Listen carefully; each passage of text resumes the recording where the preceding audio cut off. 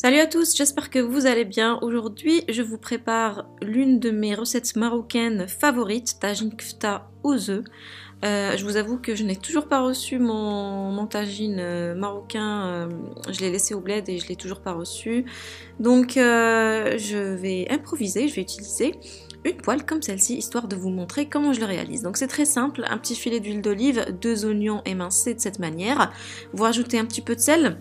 Vous couvrez et vous laissez jusqu'à ce que les oignons deviennent un petit peu translucides. Vous rajoutez 2 tomates coupées en petits morceaux. Si vous n'avez pas des tomates fraîches, vous pouvez utiliser de la sauce tomate qui est déjà prête, tout simplement. N'oubliez pas de rajouter des épices, poivre, cumin surtout, coriandre et paprika.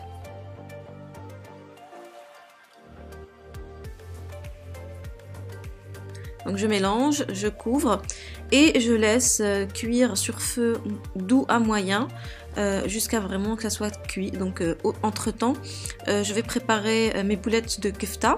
J'ai ici du veau haché. Je rajoute 2 à 3 gousses d'ail que j'écrase et quelques épices, donc sel, poivre et cumin surtout. Et puis je rajoute du persil. Si vous avez de la coriandre fraîche, pourquoi pas, mais sinon vous pouvez vous en passer. Donc là, je forme des petites boulettes, je mélange le tout et je forme des petites boulettes de la taille d'une noix à peu près. Donc là, une fois ma sauce presque prête, je diminue le feu et je commence à former mes petites boulettes que je pose de cette manière dans le tagine ou dans la poêle.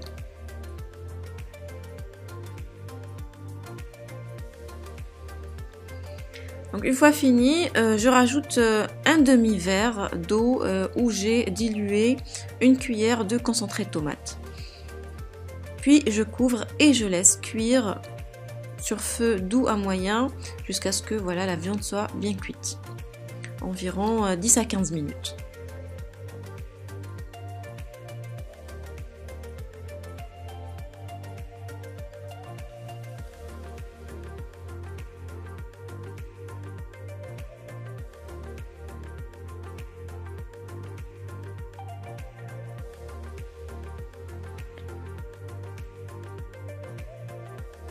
Donc une fois cuit, je rajoute des œufs, donc je casse quelques œufs, ça dépend, le nombre des œufs, ça dépend de la taille de votre tagine, du nombre de personnes, etc.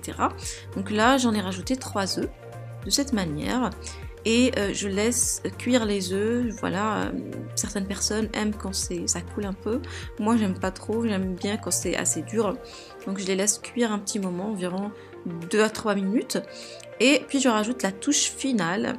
Voilà, un petit peu de persil haché par-dessus. Bon, maintenant il ne reste plus qu'à ramener du pain et de manger ça avec les mains. C'est l'idéal, je trouve. J'espère que la vidéo d'aujourd'hui vous aura plu. Je vous souhaite un très bon appétit et à très bientôt dans une nouvelle recette.